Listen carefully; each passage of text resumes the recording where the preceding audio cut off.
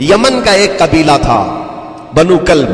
اس قبیلے کے ایک شخص تھے حارثہ نام، ان کی بیوی سعدہ. ایک چھوٹا سا واقعہ بتا رہا ہوں. حارثہ اور سعدہ چھوٹا سا خاندان تھا، 3 بچے تھے. حارثہ کے بیٹوں میں ایک بیٹے کا نام ہے زید. نام یاد رکھے، بہت امپورٹنٹ نام میں ذکر کر رہا ہوں. ایک ہی نام ایسا ہے جو قرآن میں آیا ہوا ہے، وہ زید. یہ حارثہ کے بیٹے زید ہے، بیوی سعدہ ہے. یہ حارثہ اور سعدہ 3 بچوں کے ماں باپ تھے، ہنسی خوشی زندگی گزار رہے تھے. سعدہ ایک دن اپنے بچوں کو لے کر اپنے میکے جا رہی تھی. راستے میں ڈاکوؤں کا حملہ ہو گیا، مال سب چھین لیا قافلے کا. اور اتفاق ایسا کہ یہ 8 سال کے جو زید تھے ان کو بھی ڈاکوؤں نے چھین لیا. ایک ماں سے اس کا 8 سالہ بڑا بیٹا چھین لیا جائے تو ماں کی کیفیت کیا ہوتی؟ اس قدر درد میں تھی ماں. جان تو بچ گئی، 2 بچے بھی بچ گئے، لیکن بڑا بیٹا میرے ہاتھ سے چلا گیا. مارے مارے صحراؤں میں گھومتی تھی، پکارتی تھی میرا زید میرا زید میرا زید میرا زید. ڈاکوؤں نے زید کو کیا کیا؟ عکاظ کا ایک میلہ لگتا تھا اس وقت، یہ غلامی کا دور تھا، لوگ انسانوں کو پکڑتے اور بیچ دیتے تھے. وہاں لا کر کے انہوں نے زید کو بیچ دیا، غلام کی حیثیت سے بیچ دیا. آگے میں بتاتا ہوں. یہاں سعدہ کا حال بے حال تھا. واپس گھر آئی تو باپ اپنے شوہر سے کہا، اور شوہر کا حال تو ایسا تھا کہ وہ زید کو اپنی آنکھوں کا نور، اپنے آنکھوں کا سرور سمجھتا. اور اس قدر پیار و محبت والا باپ مارے مارے گھومتا رہا گلیوں میں. اور ان کا لکھا ہوا ایک اشعار کا منظوم ترانہ ہے جو اپنے بیٹے کی جدائی میں لکھا. اپنے دشمن بھی وہ ترانہ سنتے تو رو پڑتے تھے. ایک باپ کا درد اپنے بیٹے کی جدائی، بہت روتے تھے بہت. ماں بھی دن رات روتی، باپ بھی پہاڑوں پر چڑھ جاتے اور وہاں سے صدا لگاتے، اے آسمان اگر تو نے زید کو دیکھا ہے تو میرے حوالے کر دے. زمین کے چپے کہیں اگر زید میرا زندہ ہے تو مجھے وہاں تک لے چل. یہ اشعار میں گنگناتے تھے، روتے تھے. اور زید کا کیا ہوا؟ عکاظ کے میلے میں بیچ دیا گیا. خریدا کون؟ حکیم بن حزام، جو حضرت خدیجہ رضی اللہ تعالیٰ عنہ کے بھائی لگتے تھے. یہ لے کر کے آئے اور حضرت خدیجہ رضی اللہ تعالیٰ عنہ اس وقت مکہ میں اور حضور پاک صلی اللہ علیہ وسلم کے نکاح میں. تو حضرت خدیجہ کے پاس یہ زید آ گیا. بھائی نے گفٹ کے طور پر دے دیا. حضرت خدیجہ کے گھر میں یہ زید جب آئے، اس وقت ان کی عمر یعنی 10-12 سال کے آس پاس رہی ہوگی. اور یہ ایسا لڑکا جو چھوٹی سی عمر کا، ادب اتنا تھا کہ ہر ایک کا ادب کرتا، بڑے اچھے خاندان سے تعلق رکھنے والا. ہوا کیا؟ ایک دن آفتاب رسالت، ماہتاب رسالت رسول پاک صلی اللہ علیہ وسلم کی نظر پڑی. دیکھا اخلاق و کردار میں کامل بچہ ہے، اور ایک ہی نظر میں بھاگ گیا. پوچھا حضرت خدیجہ سے، کہا کہ یہ غلام ہے، عکاظ کے میلے میں بیچا گیا ہے. حضور نے فرمایا یہ میرے حوالے کر دو، میرے حوالے کر دو. حضور نے جس کو پسند کر لیا ہو، حضور نے جس پر نگاہ رکھی ہو. اب وہ زید خوشی خوشی حضور کے پاس آئے. نبی پاک صلی اللہ تعالیٰ علیہ وسلم ان کے اخلاق سے بڑے خوش تھے، اور اس کے بعد محبت بھی ایسی تھی، ایسی شفقت تھی کہ زید کو نہ باپ کی خبر تھی نہ ماں کی خبر تھی. جو کچھ تھا وہ رسول اللہ کے پاس تھا. حضور پاک صلی اللہ تعالیٰ علیہ وسلم کی تربیت میں دن گزرتے گئے، بڑے ہو گئے، یہاں تک کہ 16 سال کی عمر تھی.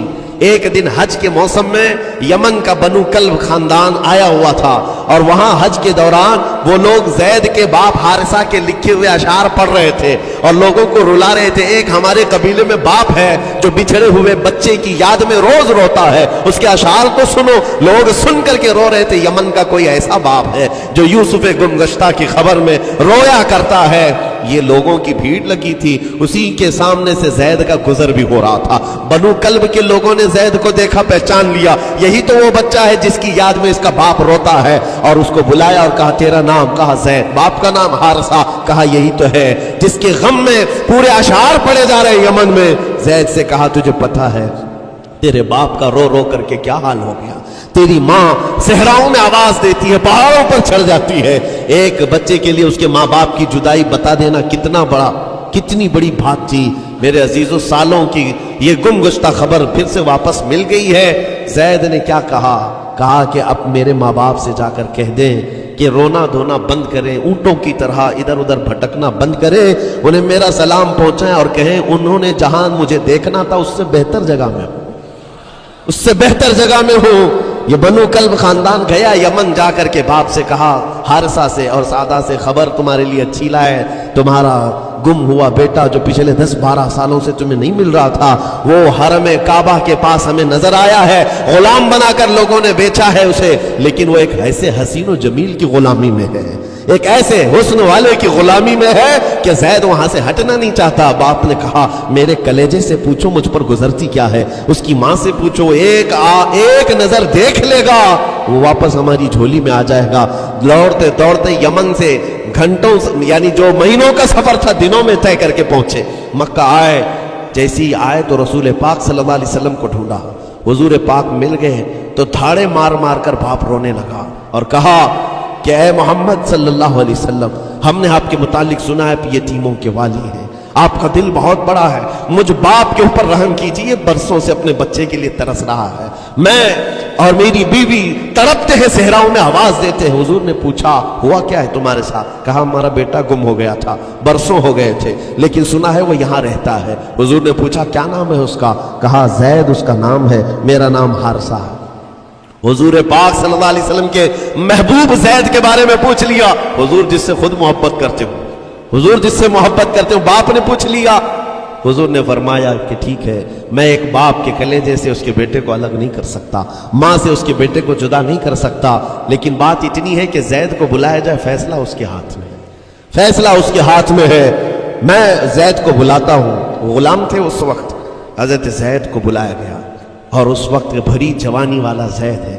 جیسی ہی آئے پہلی نظر باپ کو دیکھا، ماں کو دیکھا، ماں باپ تو چیخ پڑے ہمارا زید مل گیا، ہمارا زید مل گیا. لیکن کمال کی بات میں دیکھتا ہوں ایسی دیوانگی پوری دنیا میں نہیں. زید نے دیکھا اپنے ماں اور باپ کو، لیکن اسی وقت اپنی آنکھیں جھکا لی اور حضور کی طرف کر لیا. کہا نہ، ادھر پہلے حضور پاک صلی اللہ علیہ وسلم کی طرف. حضور نے دیکھا کہ زید ماں باپ کی طرف دیکھ نہیں رہے ہو، جو رو رو کر کے برا حال کر چکے ہو. حضور نے زید سے کہا پہچانتے ہو؟ کہا ہاں حضور، یہ میرے باپ ہیں اور یہ میری ماں ہے، یہ میرے چچا ہے. حضور نے فرمایا پھر ملتے کیوں نہیں ہو؟ کہا سرکار اگر اجازت ہو تو ملوں گا، برسوں کا بچھڑا ہوا جوان ہے، آپ اجازت دو تو میں ملوں گا. نبی پاک صلی اللہ علیہ وسلم نے فرمایا جاؤ تمہیں اجازت ہے. جیسی گئے اس منظر کو جو بیان کیا گیا ہے میرے عزیزوں، ہم پڑھتے ہیں تو آنکھیں بھیگ جاتی ہیں. ماں لپٹ کر کے اپنے بچے کو ہر جگہ چوم رہی ہو، باپ سینے سے لگا کر کے دھاڑے مار کر رو رہا ہو. پہلے تو غش کھا کر گر گیا تھا، پھر افاقہ ہوا. یہ دردناک منظر تھا. اس کے بعد زید بن حارثہ کو کیوں نہ تکلیف ہو، غم کیوں نہ ہو، ماں باپ بچھڑے ہوئے اتنے سالوں کے بعد دیکھنے کو ملے، دل پر کیا بیت رہی ہوگی. میری ماں وہی جو مجھے خشکیوں میں پالا کرتی، تریوں میں پالا کرتی، میرا باپ وہی جو خون پسینے کی کمائی سے مجھے کھلایا تھا، آج آ گیا ہے. حضور پاک صلی اللہ علیہ وسلم نے کہا زید یہ جو جذباتی منظر ہے اس کو ختم کر کے اب اعلان کر دو کہ تمہاری ماں آئی ہے تمہیں یمن سے لینے کے لیے، تمہارا باپ آیا ہے، تمہارا چچا آیا ہے تمہیں یمن سے لینے کے لیے. میں نے فیصلہ تمہارے حوالے کر دیا ہے، میں اپنے غلامی سے تم کو آزاد کر دیتا ہوں. تم بغیر کوئی فدیہ لیے ہوئے، بغیر کوئی پیسہ لیے ہوئے، اس وقت اپنے غلام کو کوئی چھوڑتا نہیں تھا، لیکن تمہاری ماں کا درد دیکھا نہیں جا رہا، میں آزاد کر دوں گا بغیر کسی فدیہ کے، تو اپنی ماں اور اپنے باپ کے پاس جا سکتا ہے. اتنا حضور کا فرمان. آزاد کر دینا مکہ میں آسان نہیں تھا. بیٹے کو آزاد کیا حضور پاک صلی اللہ علیہ وسلم نے. تب جانتے ہو وہ کمال کا بیٹا ہے زید بن حارثہ. اسی وقت اپنی ماں کو دیکھتے ہیں، باپ کو دیکھتے ہیں، چچا کو دیکھتے ہیں، اور اس کے بعد مکہ والے یہ منظر دیکھنے کے لیے جمع تھے. مخاطب ہو کر کے کہتے ہیں اے سارے مکہ والوں گواہ ہو جاؤ، میں اپنی زندگی حضور محمد مصطفیٰ کے لیے وقف کر دیا ہے. میں نے محمد عربی صلی اللہ علیہ وسلم کے لیے زندگی وقف کر دی ہے. نہ مجھے یمن جانا ہے، نہ مجھے بنو کلب جانا ہے. ماں اور باپ دیکھتے رہ گئے. باپ نے پوچھا زید آزاد کیا گیا ہے اور آزادی کی زندگی کو چھوڑ کر تو غلامی کی زندگی کو قبول کر رہا ہے؟ زید بن حارثہ نے اس وقت تاریخی جملہ کہا تھا، کہا بابا آپ نے جتنی شفقت کی ہوگی یا 1000 ماں باپ مل کر اپنے بیٹوں پر جتنی شفقت نہیں کیے ہوں گے اس سے زیادہ شفقت محمد الرسول اللہ نے کیا. میں 1000 آزادیوں پر اسے غلامی کو میں ہزار آزادیوں کو قربان کرتا ہوں اس ایک غلامی پر، میرے لیے زندگی بھر یہ غلامی کافی ہے۔ اتنا کہا تھا میرے آقا صلی اللہ علیہ وسلم نے اپنے باہوں کو پھیلا دیا، سینے سے لگایا اور زید بن حارثہ کو لے کر خانہ کعبہ کے پاس آئے۔ میرے عزیزو، ان کا حال بھی ایسا ہے کہ اگر کوئی ٹوٹ کر چاہتا ہے تو یہ نہیں ہے کہ تو چاہ رہا ہے، بلکہ ان کا حال یہ ہے اتنا دیا سرکار نے مجھ کو جتنی میری اوقات نہیں، یہ تو ان کا کرم ہے، ورنہ مجھ میں تو ایسی بات نہیں۔ آتا ہے فقیروں پہ انہیں پیار کچھ ایسا، خود بھیک دے اور خود کہے منگتے کا بھلا ہو۔ حضور اکرم صلی اللہ علیہ وسلم زید بن حارثہ کو پکڑتے ہیں، خانہ کعبہ کے پاس لے آتے ہیں، ہجوم جمع تھا، مکہ والے سب کھڑے تھے۔ تب نبی پاک صلی اللہ علیہ وسلم اعلان کر کے کہتے ہیں، اے مکہ والوں سن لو، آج سے زید کو میں نے آزاد کیا ہے، اور صرف آزاد نہیں، آج سے یہ میرا وارث ہے اور میں اس کا وارث ہوں، یہ میرا بیٹا ہے۔ حضور نے تنہا ایک ہی صحابی کے لیے کہا یہ میرا بیٹا ہے۔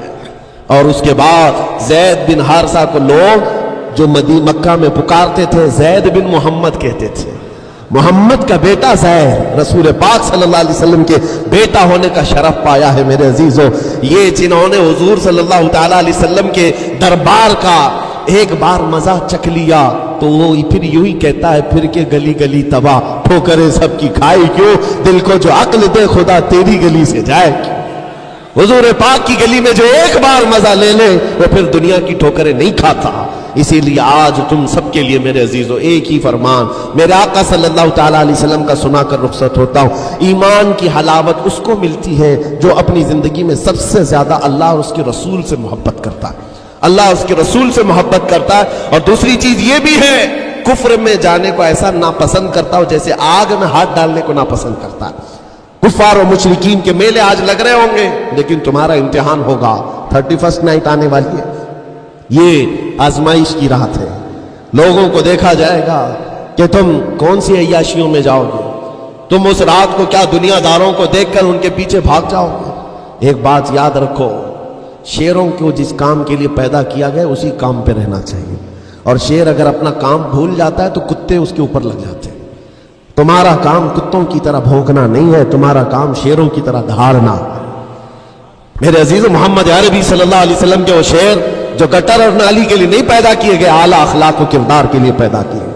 تم امت محمدیہ خیر امت ہو، شراب پینے کے لیے نہیں، جوا کھیلنے کے لیے نہیں، تاش کے پتوں پر مال اڑانے کے لیے نہیں، غلط نگاہوں کو پھیلانے کے لیے نہیں، آوارہ گردی کے لیے نہیں پیدا کیے گئے۔ تمہاری نسبت رسول اللہ سے ہے، اتنی بات یاد رکھو۔ اللہ نے مجھے خیر امت کہا ہے، میری آنکھیں اٹھ رہی ہیں تو فرشتے بھی دیکھ رہے ہیں، رب تعالیٰ دیکھ رہا ہے میرے چلنے پھرنے کو، رب تبارک و تعالیٰ اس کے علم سے کوئی ایک ادا بھی میری بے خبر نہیں ہے، غافل نہیں ہے۔